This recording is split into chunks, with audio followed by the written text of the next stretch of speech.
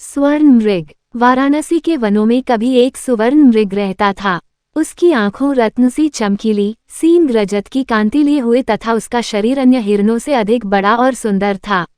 वह 500 मृगों का राजा था और उसे निग्रोधराज के नाम से पुकारा जाता था। उसी वन में उसी के सदृश एक और हिरण रहता था। वह भी 500 मृगों का राजा था। उसका नाम साखा था। उन दिनों वाराणसी नरेश को हिरण का मांस बहुत प्रिय था। हर रोज उसे हिरण के मांस के नए नए व्यंजन खाने का शौक था। राजा के अनुचर इससे बहुत परेशान रहते थे, क्योंकि हिरण बड़े चौकन्ने और बड़ी तेज चौकड़ियां भर क्षण भर में आंखों से ओझल हो जाते थे। अतः एक दिन राजा के आदमियों ने प्रतिदिन हिरण के पीछे न भागने का एक निदान ढूंढ निकाला। उन लोगों ने वन से नगर को जाने वाली एक पगडंडी को छोड़ सारे को चारों तरफ से घेर लिया और ढोल बाजे के साथ वन केंद्र को बढ़ने लगे। तब सारे मृग नगर को जाने वाली पगडंडी से होते हुए राजा के एक उद्यान में इकट्ठे हो गए।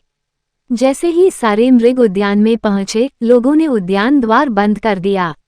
उन्हीं मृगों के बीच 2 स्वर्ण मृग भी थे।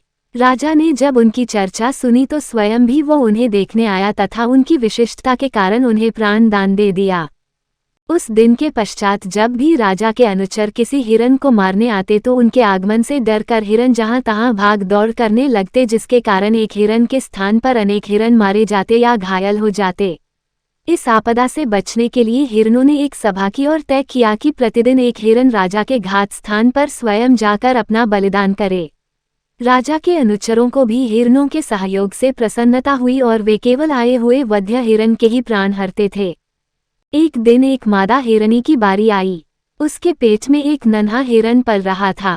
चूंकि वह साखा हिरण की झुंड में रहती थी, इसलिए वह अपने राजा के पास जाकर अपने बदले किसी और को भेजने की प्रार्थना करने लगी। शाखा हिरण ने उसकी बात को ये कहते हुए ठुकरा दिया कि कानून में परिवर्तन संभव नहीं था।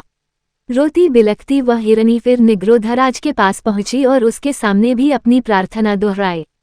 निग्रोधराज ने तब उसकी सहायता के लिए अपने प्राणों की बलि देना उचित समझा। अगले दिन जब राजा के अनुचरों ने वध्य स्थान पर एक स्वर्ण मृग को मरने के लिए तैयार खड़ा पाया तो उक्त घटना की सूचना तत्काल राजा को पहुंचाई। प्राणदान पाकर भी वह हिरण क्यों मृत्यु के लिए तत्पर था, इसका कारण राजा ने जानना चाहा।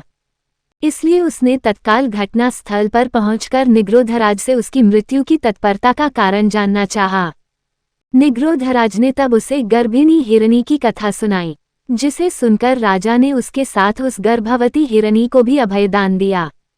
निग्रोधराज ने फिर अन्य हिरणों के विषय में पूछा कि उनके प्राणों के लिए राजा क्या करना चाहेंगे। राजा ने तब कहा, उन्हें भी प्राण दान प्राप्त होगा। निग्रोध ने पूछा, शेष जानवरों के प्राणों का क्या होगा। राजा ने कहा, उन्हें भी जीवन दान मिलेगा। मृग ने फिर पंछी और जलचरों के प्राणों के विषय में भी पूछा।